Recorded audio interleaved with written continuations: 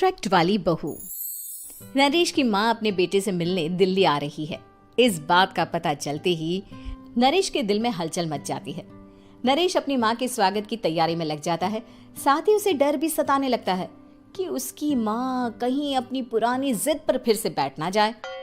हे भगवान, इस बार बचा लो, अगले साल पक्का माँ की जिद पूरी कर दूंगा। तभी दरवाजे की घंटी बजती है। नरेश दरवाजा खोलता है तो सामने अपने मकान मालिक को देखकर हैरान हो जाता है, क्योंकि उनके साथ एक सुंदर सी लड़की भी थी। अब नमस्ते अंकल, कुछ काम था, मुझे बुला लेते। आपने क्यों कष्ट किया? अरे नहीं नहीं, इसमें कष्ट कैसा, मैं तो बस तुम्हें रीना से मिलवाने आया था। आज से रीना तुम्हारे साथ इसी फ्लैट में रहेगी। अंकल, कोई लड़का फ्लैटमेट नहीं है? एक अनजान लड़की के साथ रहना मेरे लिए थोड़ा अजीब होगा। देखो नरेश, मैं तुम्हें पहले भी बता चुका हूँ कि इस फ्लैट में तुम्हें किसी ना किसी के साथ एडजस्ट करना ही होगा, या फिर तुम अकेले पूरे फ्लैट का किराया दे दो, मैं किसी को नहीं रखूंगा। नरेश अपने मकान मालिक की बात सुन के रीना के साथ रहने के लिए तैयार हो जाता है, पर अंदर ही अंदर उसे ये बात खाने लगती है कि वो अपनी माँ को क्या जवाब देगा जब उसकी माँ रीना के बारे में उसे पूछेगी। दिन बीतने लगते हैं। नरेश और रीना अच्छे दोस्त भी बन जाते हैं, पर अभी भी नरेश अपनी प्रॉब्लम का सॉल्यूशन नहीं ढूंढ पाता। एक दिन नरेश बहुत परेशान सा बैठा होता है। तभी रीना उसे पूछती है, क्या हुआ नरेश, तुम काफी परेशान लग रहे हो, सब ठीक तो है ना? हाँ सब ठीक है, बस एक छोटी सी प्रॉब्लम है। वो एक्चुअली 2 दिन बाद मेरी माँ मुझसे मिलने आ रही है। अरे तो इसमें प्रॉब्लम क्या है, ये तो खुशी की बात है। हाँ रीना, बट मेरी माँ एक जिद लेकर बैठ गई है कि मैं शादी कर लूँ, पर मैं अभी इस चीज़ के लिए तैयार नहीं हूँ। ऊपर से जब वो तुम्हें देखेगी तो 100 सवाल करेगी, क्या जवाब दूंगा?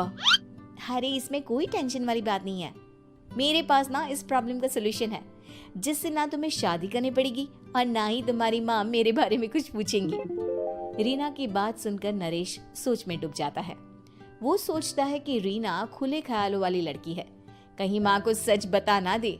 नरेश को सोच में डूबा देखकर रीना कहती है, अरे क्या हुआ, किस सोच में पड़ गए? डोंट वरी, जैसा तुम सोच रहे हो ना वैसे कुछ भी नहीं है, मेरे पास एक प्लान है। मैं कुछ समझ नहीं पा रहा हूँ, कैसा प्लान? मैं समझाती हूँ। हम ना एक कॉन्ट्रैक्ट मैरिज कर लेते हैं। फिलहाल मेरे पास जॉब नहीं है, तो तुम इस रूम का किराया दे देना जब तक तुम्हारी माँ यहाँ रहेंगी, सिर्फ तब तक। और तुम अपनी माँ से कह देना कि मैं तुम्हारी पत्नी हूँ, इससे वो मेरे यहाँ रहने पर कोई सवाल भी नहीं करेंगी। अरे बात तुम्हारी ठीक है, पर माँ से झूठ बोलना, ना ना बाबा, मैं ये रिस्क नहीं ले सकता। कोई और आइडिया दो ना तुम। देखो मंजूर हो तो बोलो, वरना सच बता दो, मुझे कोई प्रॉब्लम नहीं है। रीना की बात सुनकर नरेश सोच में डूब जाता है। बहुत सोचने के बाद जब उसे कोई रास्ता नहीं मिलता तो वो रीना के बताए हुए रास्ते पर चलने के लिए तैयार हो जाता है।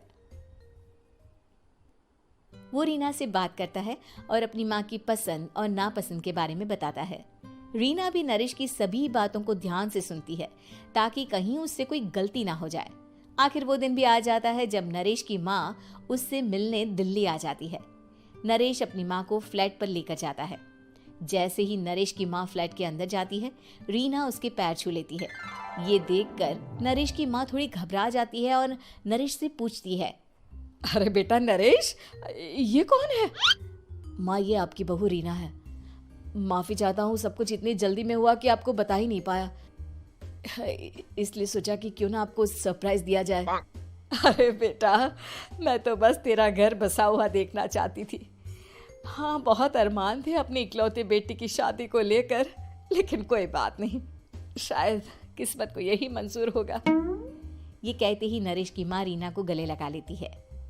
रीना बेटिया, मेरा बेटा ना थोड़ा नादान है, पर तुम काफी समझदार लगती हो और मैं जानती हूँ कि तुम इसका बहुत अच्छे से ध्यान रखोगी।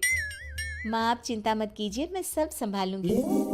नरेश की माँ अपने बहू और बेटे के साथ खुशी खुशी रहने लगती है। दिन बीतने लगते हैं। नरेश की माँ और रीना का रिश्ता बहुत मजबूत होता चला जाता है। वो दोनों सारा दिन एक साथ रहती और खूब बातें करती। इधर साथ रहते रहते नरेश और रीना भी एक दूसरे से प्यार करने लगते हैं। दोनों को इस बात का एहसास हो जाता है, फिर भी वो इस बात को छुपा कर ही रखते हैं। एक दिन नरेश की माँ और रीना शादी के बारे में बात करने लगते हैं। रीना बिटिया, ये तो नरेश ने मुझे बिना बताए शादी कर ली, वरना मैं तो अपनी इकलौती बेटी की शादी इतनी धूमधाम से करती कि सारी दुनिया देखती रह जाती। अच्छा माँ, आप ऐसा भी क्या करती नरेश और मेरी शादी में जो दुनिया देखती रह जाती? अरे बिटिया, एक माँ के अरमान तुम अभी नहीं समझोगी।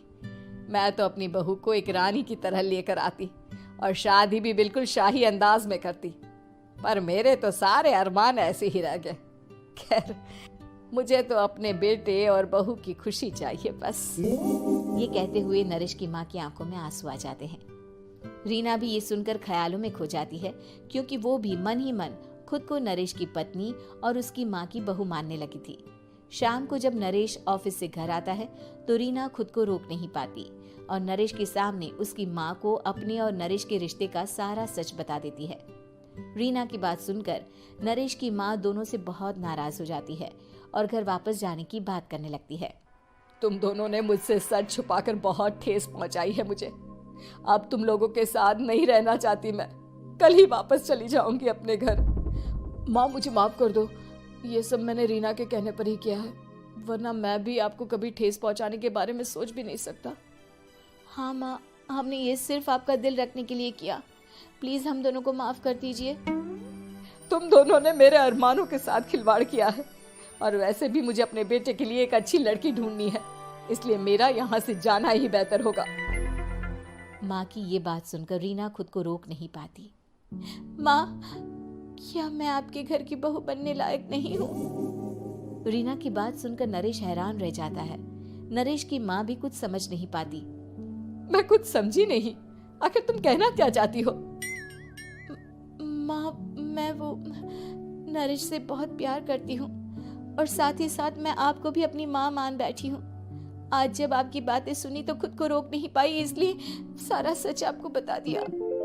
रीना की बात सुनकर नरेश की माँ की आंखों में आंसू आ जाते हैं और वो अपने बेटे नरेश और रीना को गले लगा लेती है। मेरे घर की बहू तो सिर्फ रीना बिटिया ही बनेगी।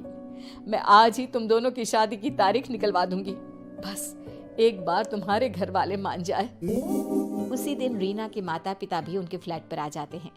दोनों परिवार आपस में बैठकर बातें करते हैं और शादी के लिए राजी हो जाते हैं।